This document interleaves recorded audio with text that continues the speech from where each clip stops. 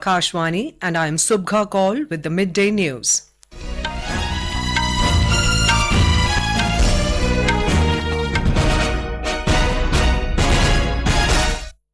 The headlines.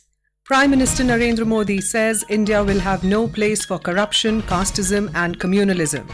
Indian Space Research Organisation successfully performs first orbit-raising manoeuvre of its solar mission Aditya L1. ISRO to wake up Chandrayaan 3's Rover Pragyan on 22nd of this month after it was put to sleep following completion of all its assignments on lunar surface. IMD predicts heavy rainfall in Odisha, coastal Andhra Pradesh, Telangana and Kerala from today.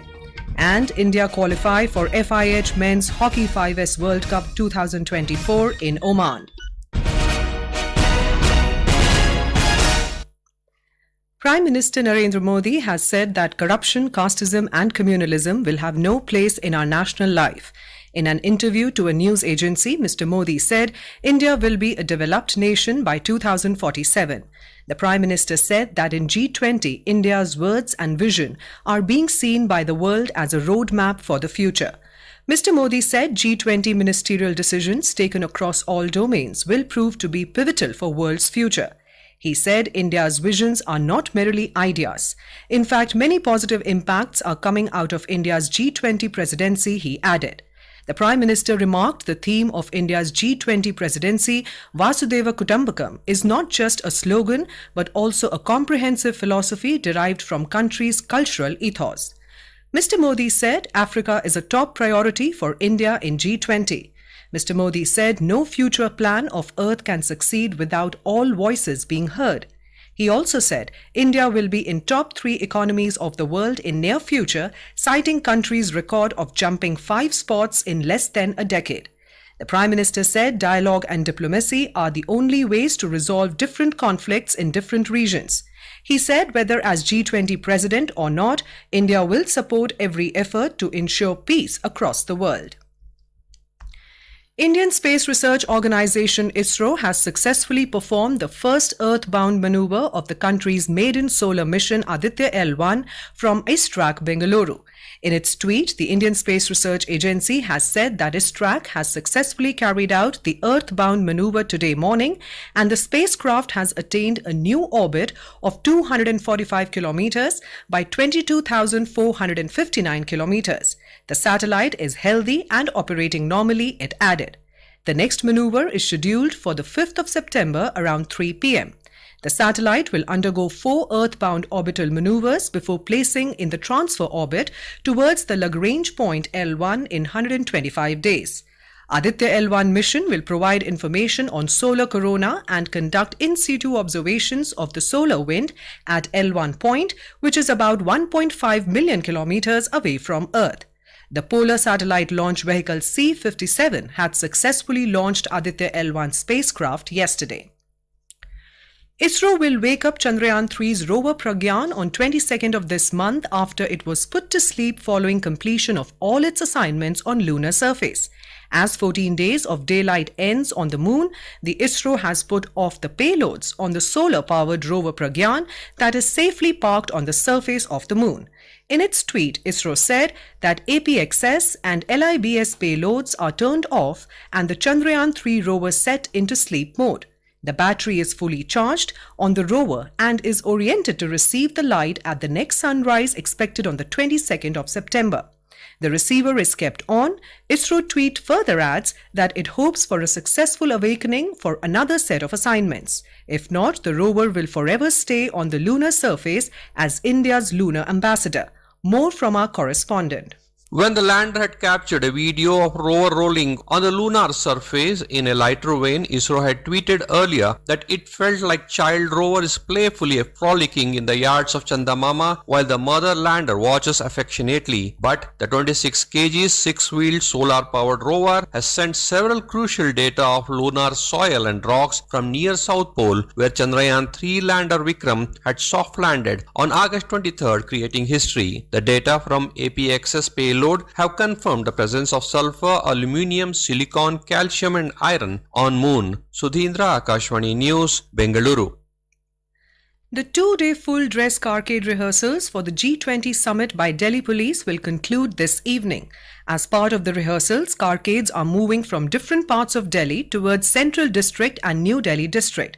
In the first slot today, full-dress rehearsal was held from 8 am to 10:30 am. The carcade rehearsal is also taking place from 12:30 pm to 4 pm. During this period, the passengers will be able to use their private vehicles or taxis for travelling to New Delhi Railway Station and Old Delhi Railway Station. However, in the case of road journeys, they may face some congestion and consequent delays. The passengers have been advised to keep sufficient time at hand. For easier and more convenient access to railway stations, passengers are advised to make maximum use of metro services. Delhi Metro will be selling tourist smart cards from selected metro stations through dedicated counters for a period of 10 days starting tomorrow. This is being done to facilitate the G20 delegates and international visitors who might be interested in exploring the prominent tourist places of the capital city as they arrive in Delhi. The tourist smart cards will be available in two categories of 1-day validity and 3-day validity cards, offering unlimited rides in the metro network. The 1-day validity tourist smart card will be available for 200 rupees. The 3-day validity card will be available for 500 rupees. Northern Railways has decided to cancel 40 mail and express trains due to the upcoming G20 summit in Delhi from 9th to 10th of September. It has also diverted 64 trains. In a social media post, Northern Railways said the decision has been taken keeping in view the security and other important arrangements for the summit. It shared its train handling plan on social media and requested passengers to plan their journey accordingly. Several trains that were supposed to originate or terminate at the New Delhi railway station during the period from the 8th to the 11th of this month will now terminate or originate from Ghaziabad or Hazrat Nizamuddin railway stations. A special session of Parliament has been convened from the 18th to the 22nd of this month. The session will have 5 sittings. Lok Sabha and Rajya Sabha have notified the dates of the special session. Earlier, in a social media post, Parliamentary Affairs Minister Prahlad Joshi had said, amid Amrit Kal, the government is looking forward to having fruitful discussions and debates in Parliament. This is Akashvani giving you the news. For quick news updates round the clock, follow us on our Twitter handle @AIR News Alerts. The second edition of Naval Commanders Conference 2023 will be held in New Delhi tomorrow. The conference is the apex-level biannual event facilitating interaction between the naval commanders for deliberation and formulation of important policy decisions. During the 3-day conference being conducted in a hybrid format, the senior leadership of the Indian Navy will review major operational, material, logistics, training and administrative activities undertaken during the previous 6 months. The conference will provide an opportunity for institutionalized interaction of naval commanders with senior government officials to take ahead several interministerial initiatives towards the development of a safe and secure maritime environment. The commanders will also review the ongoing naval projects with a focus on enhancing indigenization through Make in India in consonance with the vision of achieving self-reliance by 2047. Chief of Army Staff General Manoj Pandey reviewed security and operational preparedness in forward areas along the line of control of the Rajouri sector yesterday. General Officer Commanding-in-Chief and Northern Command Lieutenant General Upendra Dwivedi, along with other senior army officers, briefed the Army Chief about the operational preparedness and the situation prevailing on the LOC with Pakistan, including infiltration attempts by the militants. He was also briefed that most of such intrusions were foiled by the alert troops. The Army Chief appreciated the operational readiness and effective domination of the line of control. During his motivational interaction with the troops, he exhorted them for their continued professionalism and steadfastness in meeting the challenges. The India Meteorological Department IMD has predicted an increase in rainfall activity with heavy to very heavy rainfall over Odisha, coastal Andhra Pradesh, Telangana and Kerala from today. IMD said isolated heavy rainfall activity is very likely over Gangetic West Bengal today and over Odisha during the next 3 days. It also said that isolated very heavy rainfall is likely over coastal Andhra Pradesh tomorrow, over Telangana during the next 2 days, and over Kerala during the next 3 days. The Weather Office also forecast heavy rainfall activity over Vidarbha, Chhattisgarh, Madhya Maharashtra, Karnataka, coastal Andhra Pradesh, and Andaman and Nicobar Islands. There will be subdued rainfall activity over the remaining parts of the country during the next 5 days, it added. The country received over 162 millimeters of rainfall in August this year, which is 36% less than its long period average of around 255 millimeters. The IMD said rainfall over all India was lowest since 1901 against previous record of 191.2 millimeters in 2005. The Weather Office said that during August this year, the country experienced extremely heavy rainfall events mainly over Himachal Pradesh, Uttarakhand, Assam, Meghalaya, Sub-Himalayan West Bengal, Sikkim, Bihar, Odisha, and East Madhya Pradesh. IMD has also said that monthly rainfall for September over the country as a whole is most likely to be normal.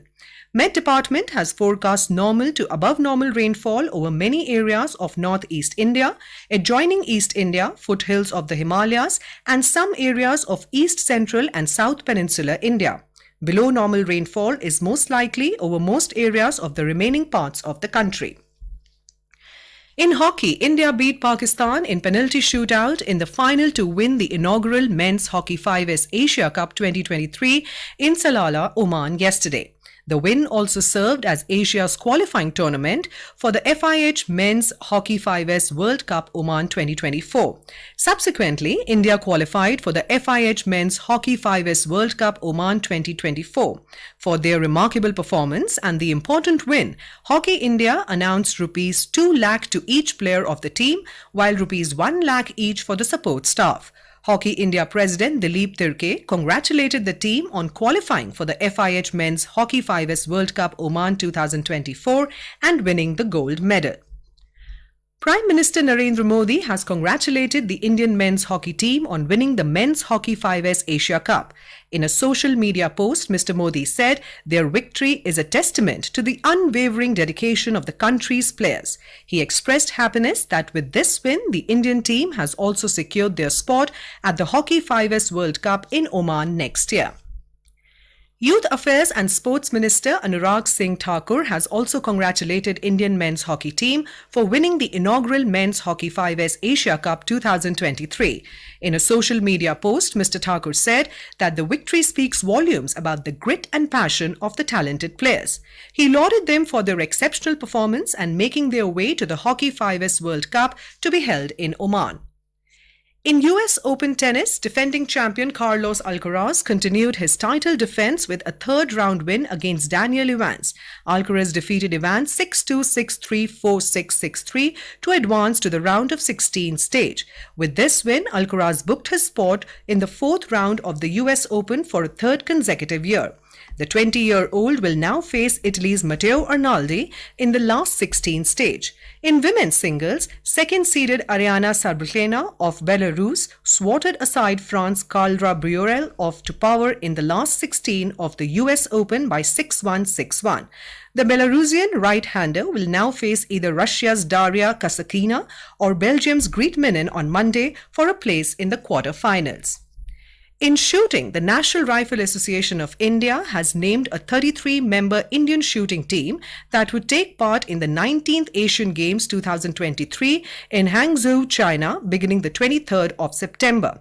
The NRAI also announced a 35-member team for the Asian Shooting Championship 2023 in Changwon, South Korea. And now, before we end the bulletin, the headlines once again. Prime Minister Narendra Modi says India will have no place for corruption, casteism and communalism. Indian Space Research Organisation successfully performs first orbit-raising manoeuvre of its solar mission Aditya L1. ISRO to wake up Chandrayaan 3's Rover Pragyan on 22nd of this month after it was put to sleep following completion of all its assignments on lunar surface. IMD predicts heavy rainfall in Odisha, coastal Andhra Pradesh, Telangana and Kerala from today. And India qualify for FIH Men's Hockey 5S World Cup 2024 in Oman. And with that, we end the midday news.